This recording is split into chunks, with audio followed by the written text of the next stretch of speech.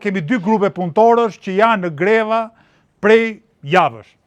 Kemi naftarët e bankersit, që janë në grevurie madje, prej shumë ditësh, kemi dhe minatorët në Spaç. Në dy rastet, punëtorët kërkojnë të drejtat e tyre bazike. Rritje page, të përshtatshme me nivelin e çmimeve në Shqipëri, kontrata kolektive, sigurinë punë, gjëra që në vendet me një demokraci normale dhe me një shtet normal të së drejtës, nuk ka nevojë as të protestohet. I lere më të hysh në grevurie.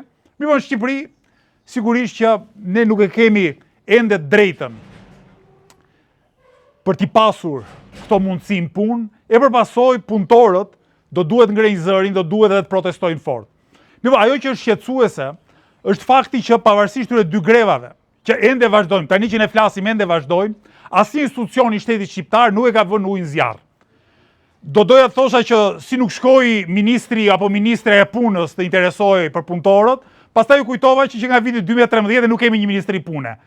Edi Rama nga gjërat e para që bëri ku erdhi në pushtet tha, me që partia ime quhet socialiste, edhe me që socializmi duhet të ketë bëjë ndonjë gjë me punëtorët, unë do ta heq fare ministrinë e punës dhe kompetencat e asaj ministrie do t'i shpërndaj në lloj-lloj ministrisë. Kështu që ministri pune nuk kemi. Inspektorate, institucione tjera që duhet kujdesshme për punëtorët, mund t'i kemi formalisht, por nuk i kemi realisht.